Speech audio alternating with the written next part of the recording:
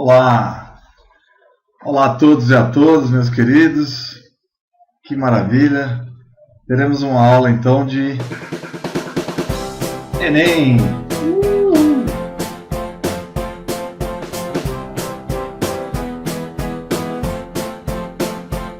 Enem 2009, prova cancelada. Será a análise do Enem. Prova resolvida, comentada, uma aula show. Vamos lá, o Rodrigo Eberhardt. Você lembra o que eu estou falando?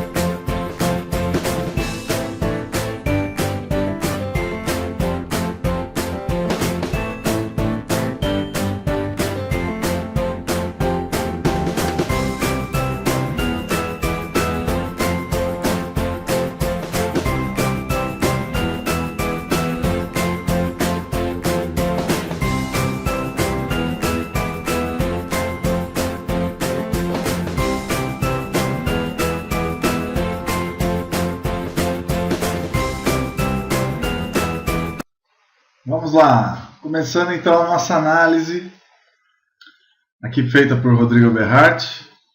Então a nossa aula, a gente vai ver então como a gente pode fazer as questões do Enem com aulas. Então vamos lá, meus queridos, prestem atenção, vamos lá. Que maravilha! Bom, na questão número 5, a gente viu na aula passada 1, 2, 3 e 4.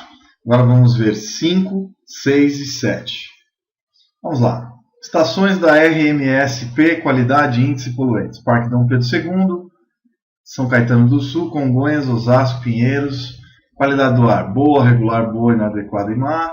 Índice 6, 60, 15, 175, 283. Poluentes, micropartículas de 10 microns, NO2, MP10, CO, monóxido de carbono, dióxido de enxofre. Muito bem. Aí ele dá uma legenda para te explicar o que é. Então, vamos lá. Quinta questão. A gente está lendo para a gente ler. MP10 são partículas inaláveis, aquelas cujo diâmetro aerodinâmico é menor que 10 micrômetros, ou seja, 10 a menos 6 metros. Tá? Mais ou menos isso. 1 micrômetro de metro. Então, é uma partícula inalável, que vai ficar no ar. CO, monóxido de carbono, gás incolor, inodoro, que resulta da queima incompleta de combustíveis de origem orgânica, combustíveis fósseis, petróleo, gás natural, biomassa, álcool, etc., biodiesel, etc. Emitido principalmente por veículos automotores, o monóxido de carbono, caminhões, carros e ônibus. NO2, que é o dióxido de nitrogênio, formado principalmente nos processos de combustão de veículos automotores.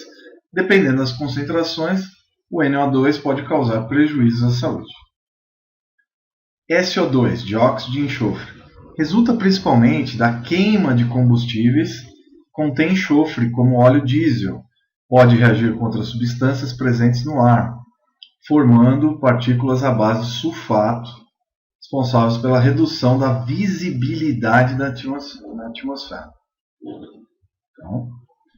Então tá aí, 0,5 boa, 50 a 100 regular, seu índice. 101 a 199 inadequado e má, 200 a 299. E péssimo, maior que 299. Bom, a Companhia de Tecnologia de Saneamento Ambiental do Estado de São Paulo, CETESB, divulga continuamente dados referentes à qualidade do ar na região metropolitana de São Paulo, em toda a região de São Paulo, da Grande São Paulo. A tabela apresentada corresponde aos dados hipotéticos que poderiam ter sido obtidas pela CETESB. Hipotético pode ser que não seja reais, né? Na CETESB em determinado dia, mas aqui na questão vai ser encarado como Se esses dados fossem verídicos, ou seja, verdadeiros do dia a dia, então seria mais provável encontrar problemas de visibilidade. Bom, a gente viu que problema de visibilidade tem que ter SO2, não é? Dióxido de carbono. E aí seria a região de Pinheiros. Tá? Parque Dom Pedro, a qualidade é boa, só que tem poluentes, micropartículas inaláveis. São Caetano do Sul regular, dióxido de carbono. Congonhas, micropartículas inaláveis de 10 micrômetros. E Osasco, monóxido de carbono, qualidade inadequada. E Pinheiros, má qualidade do ar. E no caso, o dióxido de carbono, dióxido de enxofre, especificamente o SO2, ele vai atrapalhar na visibilidade da atmosfera. Então a resposta, letra E. Aqui só para vocês saberem, de Eberhard, aqui os lugares: Parque Dom Pedro, onde tem o Museu do Ipiranga; São Caetano do Sul, a cidade com maior IDH do Brasil, Índice de Desenvolvimento Humano, tem a GM, a fábrica. A GM é uma cidade muito rica, 100% de alfabetismo, crianças na escola. Aqui Congonhas, perto do aeroporto, esse aeroporto muito pequeno já para a cidade, está envolvida pela região sul de São Paulo. Congonhas é uma região muito poluída, muita poluição por excesso de veículos. Aqui é 23 de maio, né? Vida conhecida aqui de São Paulo. E Pinheiros, aqui eu mostro aqui perto da região da Marginal Tietê, mas lá dentro, a região bem poluída, uma região cheia de ônibus, estações de ônibus e muito comércio. Bom, então está respondida a letra E, tá? Só lembrando que micrômetro é a milionésima parte do metro. Aqui era só ler, aqui é uma questão de compreensão de texto. Basta você ler a questão e resolver ela, sem nenhum dado preliminar. Na questão 6 agora, a gente vai falar de evolução. Um assunto muito legal, que eu adoro como biólogo, né? Ligado à ciência e tecnologia. Eu sou completamente apaixonado pelo tema. Vai envolver Darwin, Wallace, Lamarck, etc. Os anfíbios são animais que apresentam dependência de um ambiente úmido e aquático. Nos anfíbios, a pele é de fundamental importância para a maioria das atividades vitais. Apresenta glândulas de muco para conservar-se úmida. Então ela vai expelir esse muco, vai aumentar a umidade, né? E favorecer as trocas gasosas na respiração, por difusão. Isso ocorre por difusão. Entrada de oxigênio e saída de CO2. E também pode apresentar glândulas de veneno contra micro-organismos e predadores. Muito interessante, são adaptações evolutivas, né? Tudo isso que eu li são adaptações evolutivas que foram selecionadas, que ocorreram por seleção natural. Tá? Bom, segundo a teoria evolutiva de Darwin, essas características dos anfíbios representam Darwin, agora a parte interessante da aula, Darwin e Wallace. Wallace fundou a biogeografia e Darwin foi o pai da ideia, inicialmente, da seleção natural. A seleção natural de Darwin e Wallace. Darwin, mais velho, começou então a ideia de que dentro de uma população existem variações. Ele só não soube explicar as variações dentro das populações, de onde vinham, né? Hoje a gente sabe que é genética, que é o DNA que vai mudando ao longo do tempo. Na época de Darwin, no século XIX, ninguém conhecia a genética ainda. Bom, continuando ainda sobre a seleção natural, a seleção do ambiente, então ela selecionaria os mais aptos, que são os mais adaptados ao meio ambiente em que vivem, ao seu habitat, e deixam, então, mais descendentes. Então, esse é um grande resumo da área de evolução, né? aqui falando de Darwin e Wallace. Bom, o Darwin nasceu em 1809, morreu em 1882, então no século XIX. O que estava ocorrendo no século XIX? Grande expansão industrial, segunda revolução industrial. E Darwin, então, em 1831, ele embarca no navio HMS Beagle, da Marinha Britânica, e cruza o mundo. Ele dá a volta ao mundo, sai do porto de Devonport, passa pelos Açores, vai até Salvador, né?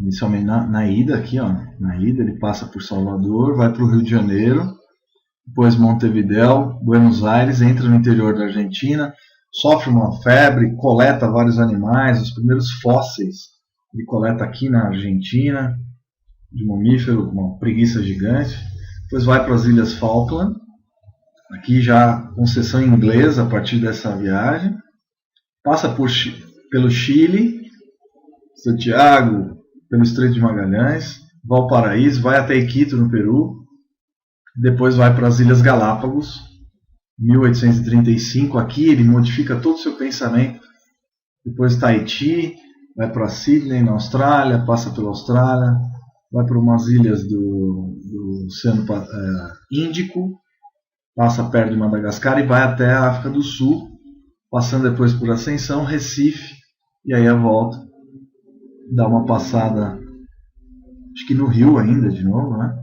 Vai até a Inglaterra novamente. Ficou 5 anos circunnavegando o mundo. Ele foi convidado, ele era aluno de medicina, depois começou a fazer teologia e se interessou muito pelo mundo natural. Darwin não aceitava algumas explicações de professores de medicina, dizendo que pessoas que estavam na sala de anatomia estavam ali por um castigo divino ou algo assim.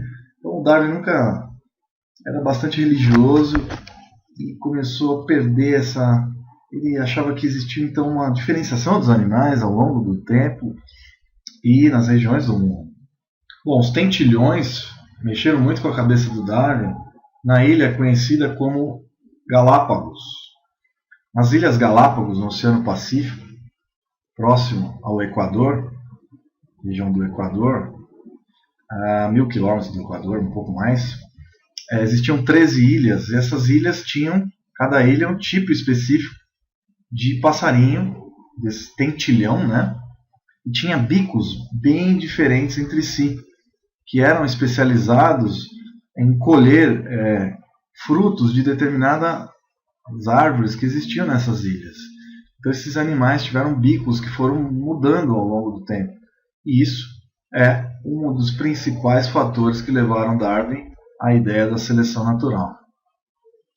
Fantástico. Aqui a ilha hoje, atualmente, né? Aqui os pássaros, tirados fotos reais, os inúmeros pássaros, cada bico tinha a ver com o seu fruto correspondente.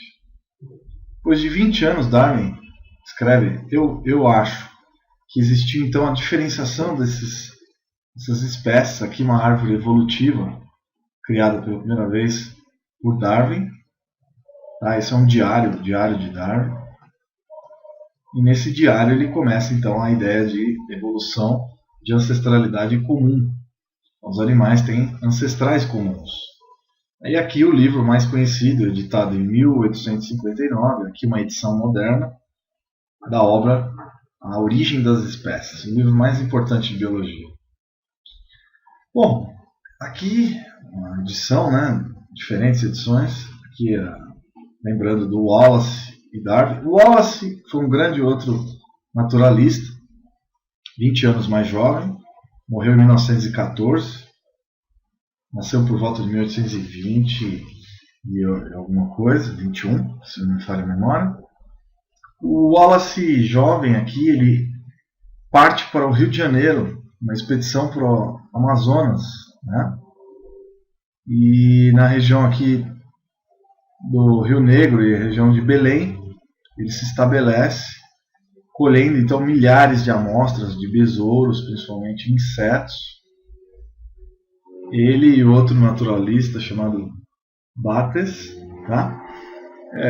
Colhe mais de 7.000 espécimes e por um azar ele sofre então um incêndio no navio na volta. Esse incêndio então põe a perder quase toda a sua coleção de 12 anos estando aqui no Brasil. Bom, o Wallace então vai para outras regiões, ele foi para a Indonésia, depois para a Malásia, Bornéu, fica 10 anos lá e coleta mais de 125 mil espécimes, sendo delas 1.000 novas espécies para o mundo. Passou então 10 anos na Amazônia, coletando insetos, foi um dos maiores biologistas do mundo também. Aqui é uma das suas coleções, que estão disponíveis no Museu de Londres até hoje. Os besouros gigantes, esse aqui é um dos maiores besouros do mundo. E ele também aumenta a ideia da seleção natural, vai além, colocando então, além disso, a seleção sexual também dita por Darwin. Então, ele acrescenta a ideia das fêmeas escolher os machos mais adaptados ao meio, etc. Darwin também fala sobre isso, a história do pavão, que intriga Darwin, né? Darwin, então, e Wallace não conheciam a genética, portanto, não soube explicar as variações das populações. Tá? Isso foi feito depois. E existia um outro naturalista, Jean-Baptiste Lamarck,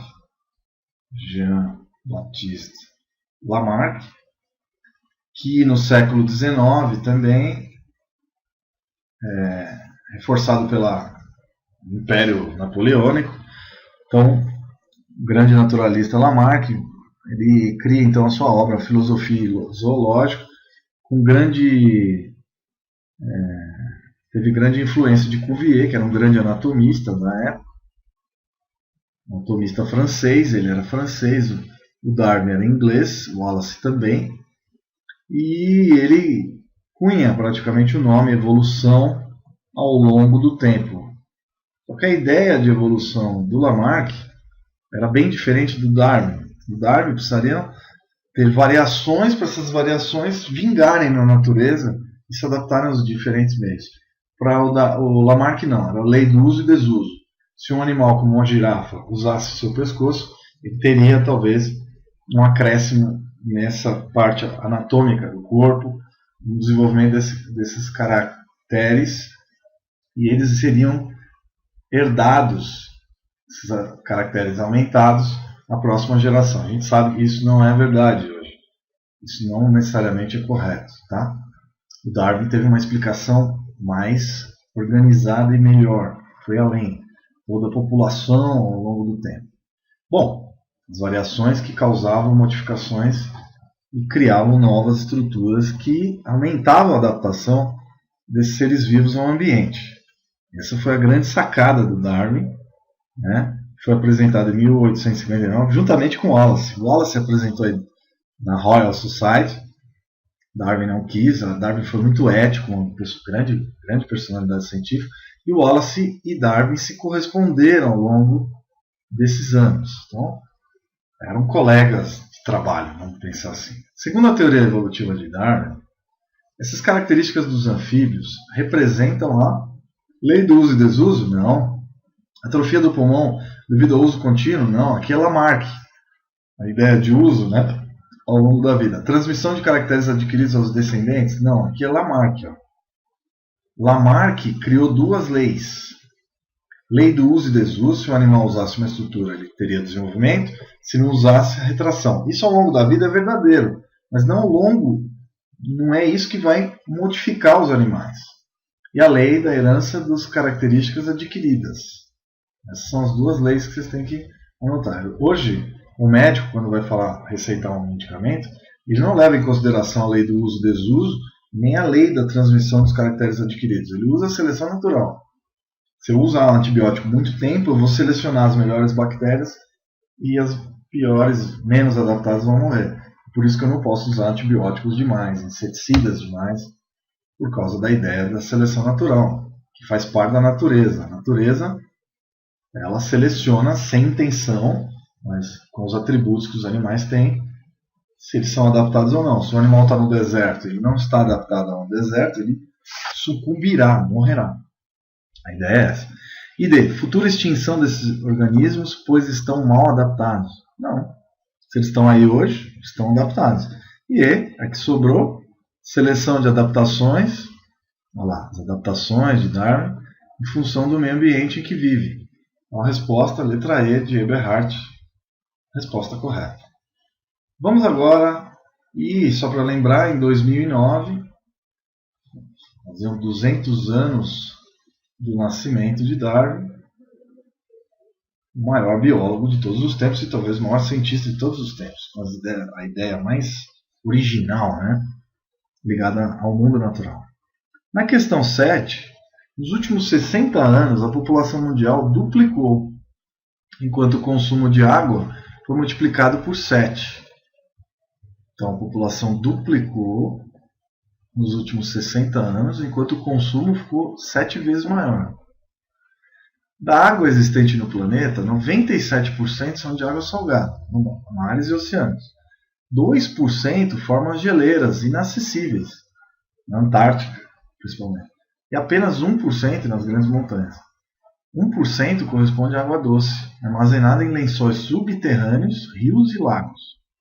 A poluição pela descarga de resíduos municipais, esgoto e industriais, combinada com a exploração excessiva dos recursos hídricos, ou seja, de água, disponíveis, ameaça o meio ambiente, comprometendo a disponibilidade de água doce para abastecimento das populações humanas. Então, é muito claro que, principalmente no Brasil, o saneamento básico ele é fundamental. Tratar o esgoto e a água para a gente ter água de boa qualidade, mananciais, ou seja, regiões que as nascentes de água têm uma qualidade ao longo dos rios e lagos. Tá? Continuando aqui, ó. Ameaça o meio ambiente, comprometendo a disponibilidade de água doce para o abastecimento das populações humanas. Se esse ritmo se mantiver, em alguns anos, a água potável tornar-se-á um bem extremamente raro e caro. Continuando aqui, ó. Saúde pública, né, recursos hídricos e seus efeitos na saúde pública. Considerando o texto, uma proposta viável para conservar o meio ambiente e a água doce seria a. Fazer o uso da água subterrânea, pois ela pouco interfere na quantidade de água dos rios. Ela interfere e ela também não consegue suprir toda a quantidade de água necessária para o ser humano. B. Desviar as águas dos mares, dos rios e lagos, de maneira a aumentar o volume de água doce nos pontos de captação. Se eu desviar a água do mar, a água vai ser salgada. Concorda? C. Promover a adaptação das populações humanas ao consumo de água do mar, diminuindo assim a demanda de água doce. Não tem como, a gente não tem essa adaptação evolutiva. Nós não possuímos genes que nos permitiram armazenar água salgada. D. Não temos órgãos para isso.